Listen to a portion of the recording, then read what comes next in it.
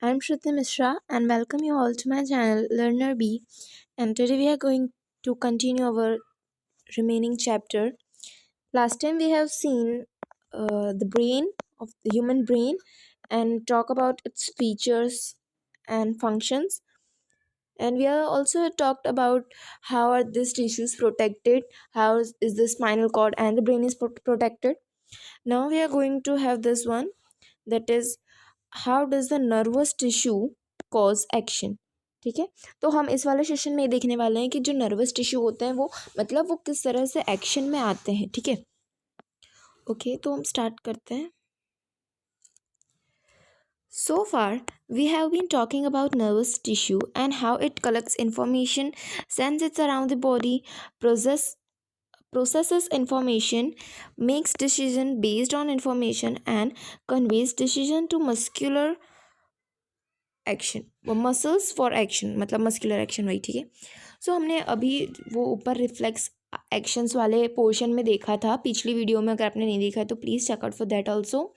सो हमने देखा था कि किस तरह से सेंसरी न्यूरॉन मैसेज कन्वे करता है रिलेड न्यूरॉन को, वहाँ पे प्रोसेस होती है, थिंकिंग प्रोसेस होती है, बाद में वहाँ से मोटर न्यूरॉन के थ्रू मस्कुलर कोई भी मसल्स में आता है और जिससे हमको आउटपुट मिलता है हमारा। ठीक है, ये हमने अभी तक बात की थी।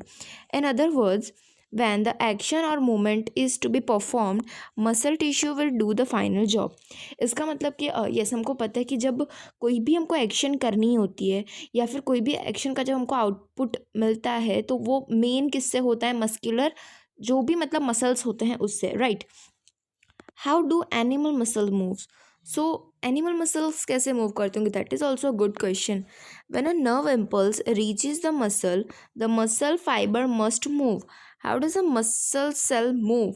मतलब कि जैसे हमको पता है कि जैसे मोटर न्यूरॉन जो भी इंफॉर्मेशन जो वो ब्रेन से स्पाइनल कॉर्ड से लेके आएगा तो उसको वो तुरंत के तुरंत वो मसल के तक पहुंचानी होगी, इफेक्टर जो हमने देखा था। अब वही मसल क्या करेगा, वो जैसे ही वहाँ पे मोटर न्यूरॉन लेके पहुंचेगा जैसे इन्फॉर्मेशन, तैसे ही मसल को मूव होना ही होना है, of course, because it must have to give output. ठीक है, लेकिन अब ये है कि मसल सेल मूव कैसे करते हैं।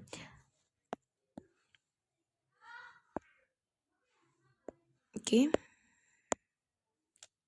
The simplest notion of movement at the cellular level is that muscle cell will move by changing the shape so that they shorten.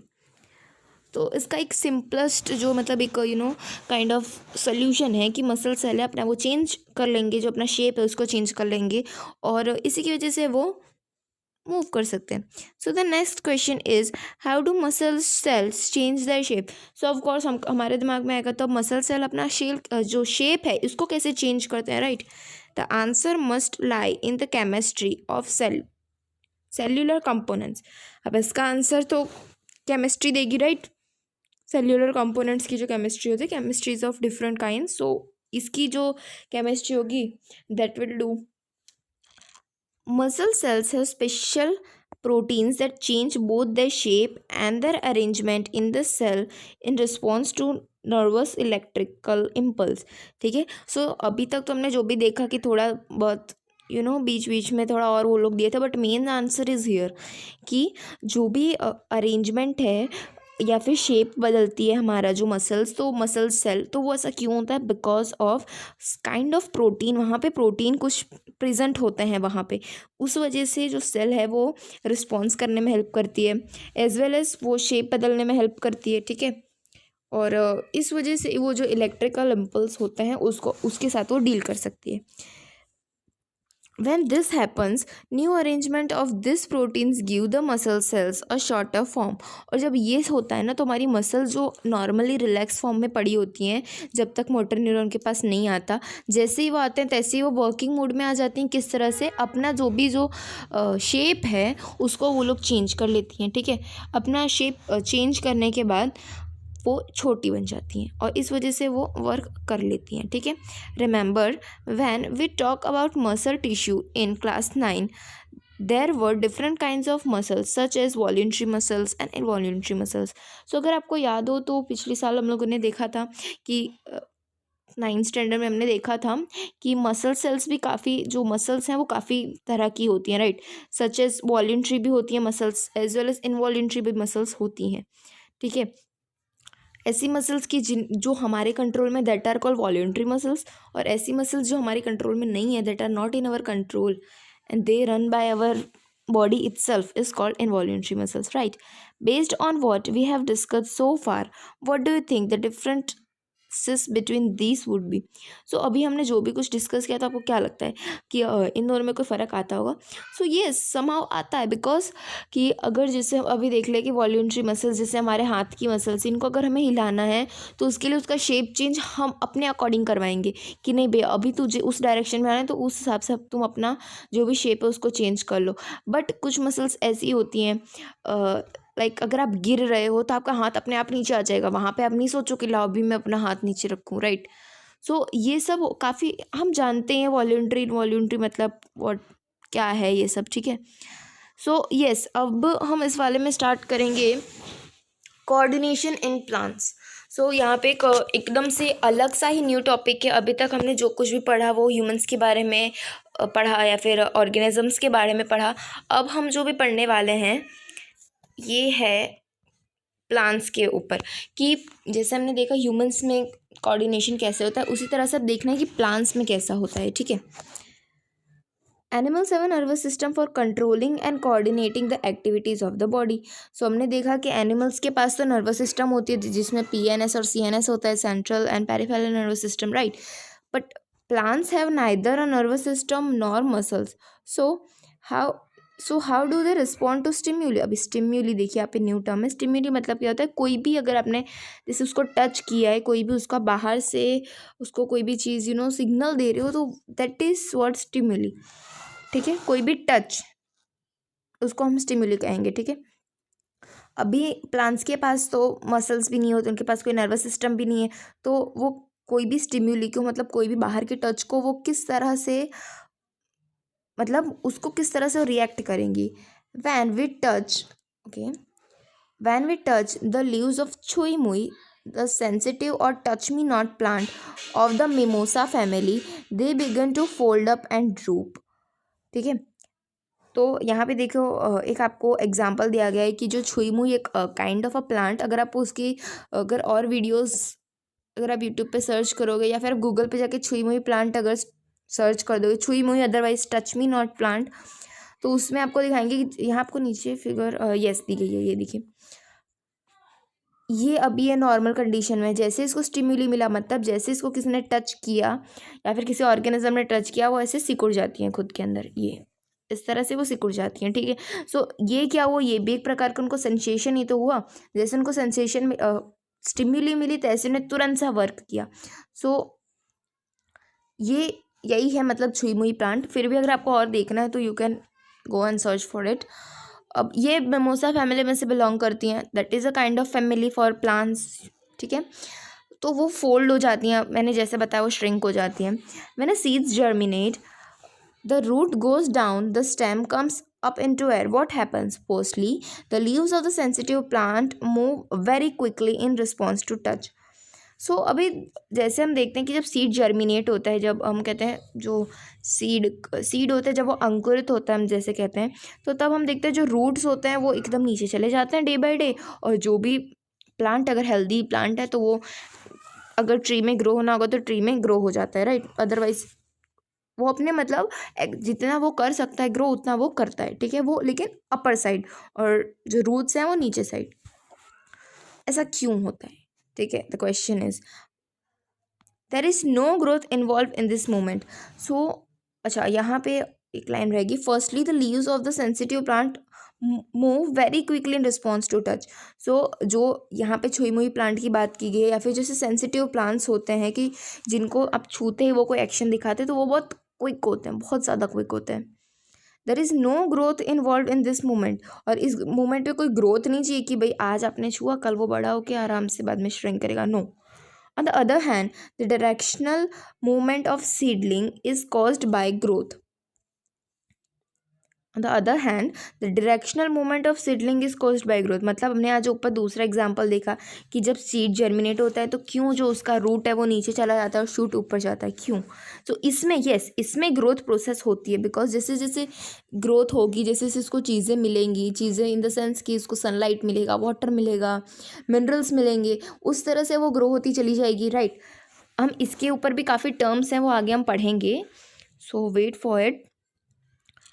If it is prevented from growing it will not show any movement. और अगर उसको किसी तरह से हम grow करने उसको stop करवा दे, उसका ग्रोइंग प्रोसेस स्टॉप करवा दे, तो हमको ना कोई मूवमेंट नहीं दिखेगी। और ऑफकोर्स ये सब बेसिक सी बात है, अगर आप एक बार रीड कर लें तो भी आपको पता चल जाए, कोई इसके पीछे कोई रॉकेट साइंस नहीं है, ठीक है। So plant show two different types of movement, yes this is now what important. Plants show two different types of movement. First one is one independent on growth, and and the other independent of growth.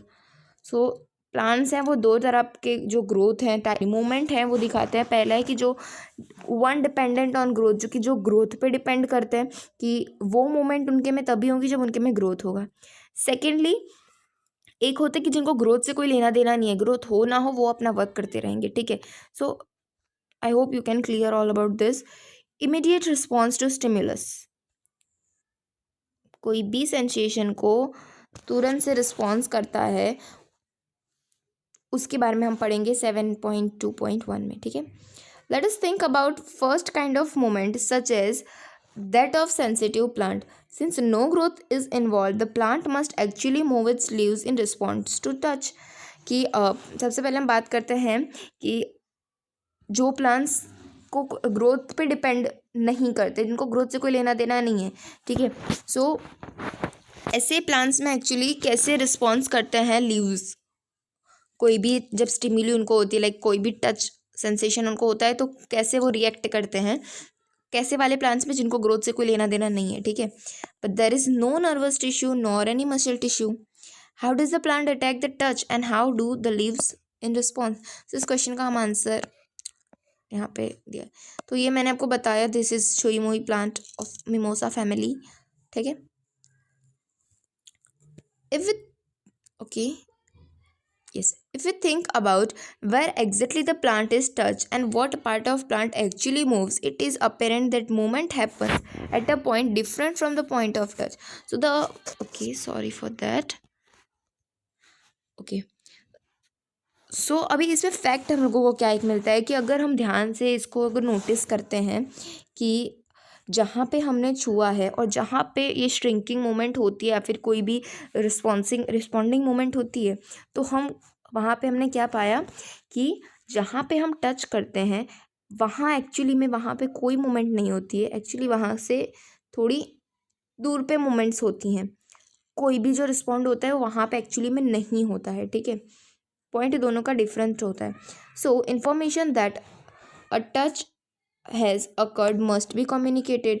इसका सीधा मतलब है कि जहाँ पर भी touch हुआ है वो सीधा उस वहाँ पे कोई प्रकार की कम्युनिकेशन हुई है, ये एक डायरेक्ट इंडिकेटर, ठीक है। जैसे यहाँ पे एक लीव है, अब यहाँ पे मैंने उसको छुआ लेकिन एक्शन यहाँ पे हो रही है, इसका मतलब यहाँ से कुछ तो हुआ होगा, ऐसा कुछ तो कम्युनिकेशन हुआ होगा, तो यहाँ पे मूवमेंट हुई, वरना यहाँ पे छू के यहाँ से कैसे मूवमेंट हो सकती है, right. I hope you are getting my point. The plants also use electrical chemical means to convey this information from cell to cell. But unlike in animals, there is no specialized tissue in plants for conduction of information. ठीक है। So now the thing is what कि जिस तरह से हम humans में या फिर एनिमल्स में हम देखते हैं कि किस तरह से इलेक्ट्रिकल इम्पल्स, केमिकल इम्पल्स होते हैं, राइट, न्यूरॉन में हमने देखा था, उस तरह से एक्चुअली में प्लांट्स में नहीं होते हैं। मतलब जैसे हमने सेंसरी न्यूरॉन, मोटर न्यूरॉन देखा था कि पर्टिकुलर एक कोई सेल होता है जो कैरी करता है ये सब चीज़ें, नहीं, वो नहीं होता, लेकिन इलेक्ट्रिकल इम्पल्स और केमिकल इम्पल्स के थ्रू बातें तो यहाँ पर भी होती हैं, ठीक है। Finally again as in animals some cells must change shape in order for movement to happen. Instead of specialized proteins found in animal muscle cells, plant cells change shape by changing the amount of water in them, resulting in swelling or shrinking and therefore changing shapes. ठीक है। सो इसमें ना basically इस वाले paragraph में आपको उतनी कोई इन्फॉर्मेशन नहीं देगी, बस सिर्फ आपको कंपैरिजन बताया गया है। कंपैरिजन किया गया है कि जैसे हमने देखा कि प्लांट एनिमल्स में electrical impulse, chemical impulse through बातें होती हैं, उसी तरह से प्लांट्स में भी ऐसे ही होता है। बट द डिफरेंस क्या है, एनिमल के जितने भी कम्युनिकेशन होते हैं उसमें हमको किसकी ज़रूरत पड़ती है, सेंसरी न्यूरॉन की ज़रूरत पड़ती है, मतलब एक कोई भी कम्युनिकेशन मोड की ज़रूरत पड़ती है। वेरेस इसमें भी मोड चाहिए, लेकिन इसमें आपको वो पर्टिकुलर वैसे ही हमको सेल्स नहीं मिलते हैं कि जो नहीं भाई सेंसरी न्यूरॉन क्या करेगा, यहाँ से यहाँ ले जाएगा। प्लांट्स में ऐसा नहीं होता। और एक दूसरा कंपैरिजन यहाँ पे है कि एनिमल्स अपना जो हमने देखा कि हमने अपने मसल्स के जो हम शेप बदलते हैं, हमने ऊपर अभी ही देखा, जो हम अपने मसल्स की जो शेप बदलते हैं तभी हम रिस्पॉन्ड कर पाते हैं। तो ऐसा हम क्यों करते हैं, बिकॉज ऑफ हमारे अंदर कुछ ऐसे प्रोटीन्स आए हुए, मतलब पहले से होते ही हैं, बट प्लांट्स के अंदर ऐसे कोई प्रोटीन्स नहीं होते। वो अपना शेप कैसे चेंज करते हैं, बाय रिलीजिंग और एब्जॉर्बिंग वाटर। अगर वो हम आगे देखेंगे स्टोमेटा थ्रू आपको दिखाया जाएगा।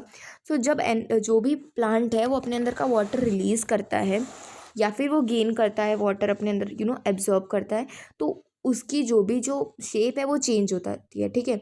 और इस वजह से उसका जो शेप होता है वो बदलता है। Okay, so I hope you get clear about that. अब हम देखते हैं मूवमेंट ड्यू टू ग्रोथ। तो अब हम क्या देखेंगे कि अगर प्लांट्स में कोई मूवमेंट होती हैं और वो ग्रोथ पे डिपेंड करती हैं तो उसके बारे में देखेंगे, ठीक है। सम प्लांट्स, या by the way that this is an important point. इसके अंदर आप काफ़ी सारी चीज़ें पढ़ने वाले हैं, काफ़ी सारी टर्म्स आएंगी जो कि एग्ज़ाम्स में आती हैं, ऑफन आती रहती हैं। Some plants like pea plant climb up other plants और fences by means of tendrils. So यहाँ पे मेन क्लाइंबर्स की बात की गई है कि जैसे हम देखते हैं पी प्लांट जो होता है जिसको मटर कहते हैं, वो दूसरे प्लांट्स के ऊपर या फिर फेंसेस के ऊपर वो चढ़ के बाद में ग्रो होती हैं, राइट।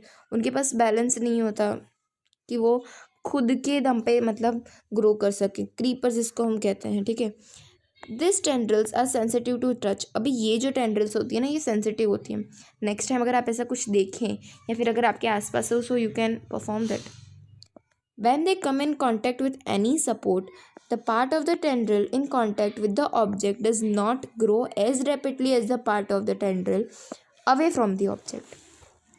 So, इस स्टेटमेंट में क्या बताया गया है कि जब ये टेंड्रिल्स हैं किसी भी चीज़ के सपोर्ट में आती है तभी तो वो ग्रो करेंगी। तो जैसे ही किसी के सपोर्ट में आती हैं ये तुरंत से, देखो, the part of the tendril in contact with the object does not grow as rapidly as the part of tendril away from the object. So क्या कहें, जैसे हम यहाँ पे थोड़ा आर्ट की क्लास स्टार्ट करते हैं। ओके, सो अभी मान लेते हैं कि ये हमारा एक टेंड्रिल है, ठीक है। वो कैसे भी करके यहाँ पे एक फेंस है, वंस वापस हम ट्राई करते हैं, ठीक है। ये हमारा एक कोई भी समझ लीजिए फेंस है, ठीक है। इसको फेंस जैसा थोड़ा सा लुक दे देते हैं,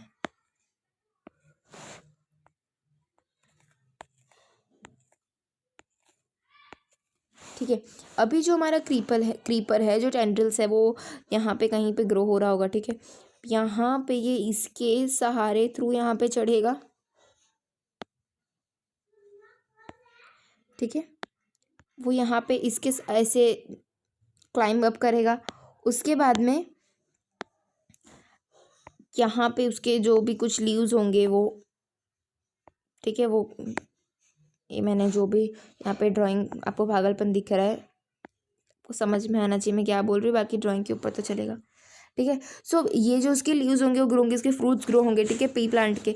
अब चीज़ यहाँ पे क्या है कि जो कहना क्या चाह रहे हैं कि जो ये जो सपोर्ट मिला ना क्रीपर को, ये फेंस के थ्रू सपोर्ट मिला, तो जो टेंड्रिल जो यहाँ पे जो इसको टेंड्रिल कहते हैं, ठीक है, जो भी टेंड्रिल इसके साथ कांटेक्ट में होगा, किसके साथ, फेंस के साथ, अभी यहाँ पे हमने फेंस लिया इस वजह से, तो उसके साथ कांटेक्ट में होगा वो धीरे ग्रो होगा, किसके कंपैरिजन में, जो उससे दूर, जैसे यहाँ से एक यहाँ नीचे नीचे हो रहा है, तो वो इसके सपोर्ट पे जितनी स्पीड से ग्रो होगा उससे ज़्यादा सपोर्ट में, उससे ज़्यादा स्पीडी वो कहाँ पे ग्रो होंगे, जहाँ पे वो किसी से भी टच नहीं हुए होंगे, ठीक है। यस यही स्टेटमेंट में बताया गया है, ठीक है। Because this growth is directional it appears as the plant is moving. और ये ग्रोथ ऑफकोर्स डायरेक्शनल होता है ना, जैसे जहाँ पे उसको हर एक चीज़ उसकी रिक्वायर्ड मिलेंगी वहीं पे हो जाएगा, तो ये एक डायरेक्शनल हो गया, ठीक है, जिस डायरेक्शन से उसको हर एक चीज़ मिलेंगी, ठीक है। तो ये डायरेक्शनल ग्रोथ हो गया और इस वजह से हमको लगता है plant moving. Let us understand this type of movement with help of an example, ठीक है। तो इसका एग्जाम्पल, ये एक्टिविटी में ना कुछ है नहीं वैसे, इस फिगर में देख लीजिए यहीं पे सब है कि हमने एक ऐसे एक यहाँ पे एक बीकर लिया, उसमें हमने प्लांट रख दिया, ठीक है, ओके।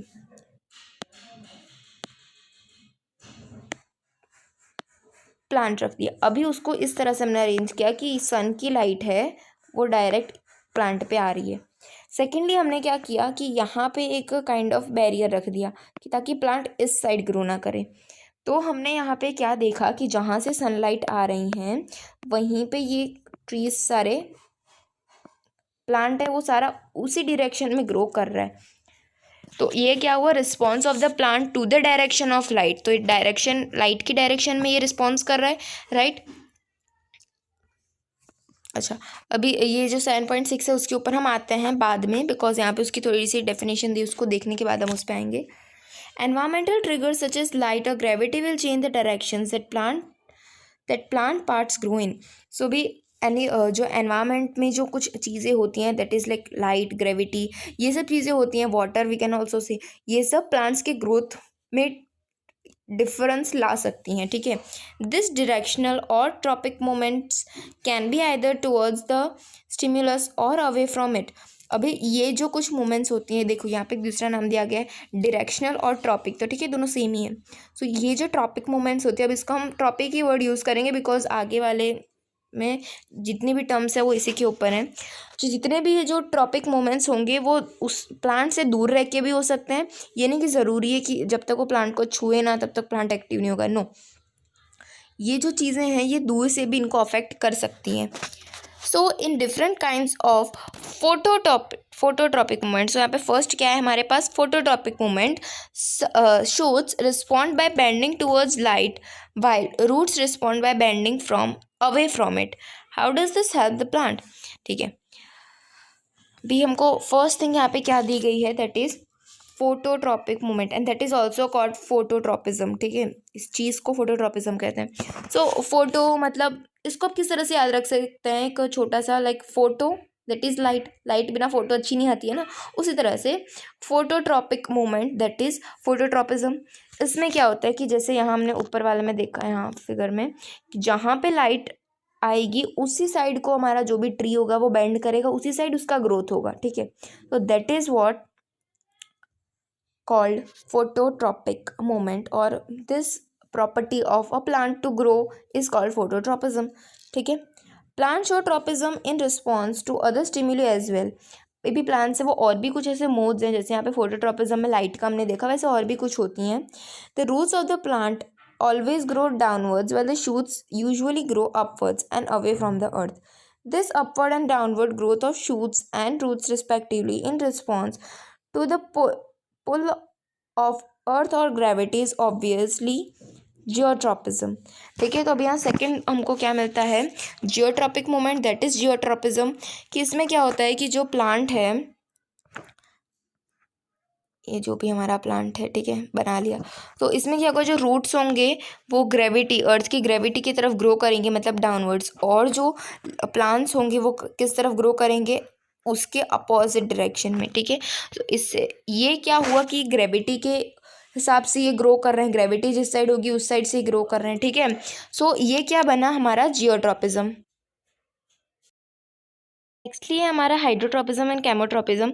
सो प्लांट जब वाटर के मोड के तरफ बेंड करते हैं, यहाँ उस डायरेक्शन में ग्रो करते हैं वाटर की तरफ, so that is called hydrotropism. और केमोट्रॉपिज्म में क्या होता है कि जब केमिकल थ्रू उसको कोई भी प्लांट को उसकी ग्रोथ में चेंजेस लाए जाते हैं, दैट इज़ कॉल्ड केमोट्रॉपिज्म, ठीक है। अब बाकी यहाँ पे जो एग्जांपल्स आपको थोड़े से दिए गए हैं और पोलन ट्यूब्स के बारे में, ओव्यूल्स के बारे में दिया गया, इन सब के बारे में आप चैप्टर 8 में एकदम डिटेल में पढ़ने ही वाले हैं। सो उसके पीछे हम टाइम वेस्ट नहीं करते और आगे चलते हैं। सो एक और आपको यहाँ पे एग्जांपल दिया दैट इज़ सनफ्लावर रिलेटेड। ठीक है। सनफ्लावर्स में क्या होता है एक्चुअली कि जब दिन होता है ना तो वो सन की तरफ अपना फेस करके वो ग्रो करते हैं, that is why I think it is called sunflower. तो और रात में मतलब ये जो कुछ चेंजेस होते हैं दैट इज़ व्हाट फोटोट्रॉपिज्म, ठीक है, बिकॉज वो लाइट के प्रेजेंस में, लाइट के डायरेक्शन में अपने बॉडी के अंदर ग्रोथ चेंजेस लाते हैं। तो that is example, I think a good best example of phototropism that you can understand right now. अभी कुछ ऐसे होते हैं कि जिनको बहुत टाइम लगता है, लाइक ग्रेविटी, जियोट्रॉपिज्म, ठीक है, हाइड्रोट्रॉपिज्म या केमोट्रॉपिज्म में उतना नहीं लगेगा कंपैरेटिवली, बट बाकी दोनों में लगेगा। तो ये इससे भी ज़्यादा स्लो हो सकती है, जैसे ये एक ही दिन में ख़त्म हो जाता है ना सनफ्लावर वाला, बट बाकी में होता है कि वो और टाइम ले सकता है। अभी हमको पता है कि multi cellular organisms, even in animal bodies there are carefully controlled directions to growth. Our arms and fingers grow in certain directions, not haphazardly. So controlled movements can be either slow or fast. If fast response to stimuli are to be made, information transfer must happen very quickly. For this, the medium of transmission must be moved rapidly. ठीक है। सो क्या है कि हमको पता है कि हमारे एनिमल्स, जो हमारी बॉडी होती है उसमें आर्म्स और फिंगर्स एक सर्टेन डायरेक्शन में ग्रो होता है। ये मतलब ये नहीं कि कहीं से भी आपकी एक उंगली निकल गई। जस्ट इमेजिन आपके आर्म्स पे आपकी उंगली एक निकली हुई है और आपका एक पैर आपके हाथ की जगह निकला हुआ है, ये सब नहीं होता, ये एक परफेक्ट डायरेक्शन में ग्रो होता है। दैट इज़ वाई ये भी कुछ एक वहाँ पे भी काइंड ऑफ एक स्टिम्युली होती है, वहाँ पर भी कुछ कंट्रोल्ड होते हैं, ठीक है। सो यहाँ इस वीडियो के लिए हम अभी इतना ही रखना है, बिकॉज वीडियो थोड़ी सी लंबी हो रही है। यस, सो यस, हम नेक्स्ट वीडियो में हम आगे का भी कवर कर लेंगे, जो भी है हॉर्मोन्स इन एनिमल्स वाला, और यस ये सब हम देख लेंगे नेक्स्ट वीडियो में। और I hope next video last session होगा इस चैप्टर का। सो यस, इस वीडियो के लिए बस इतना ही। कोई क्वेश्चन है तो कमेंट में पूछ लीजिएगा। लाइक, सब्सक्राइब, शेयर ये सब आप कर ही देंगे। I trust you guys. और yes, thank you for watching the video. Thank you.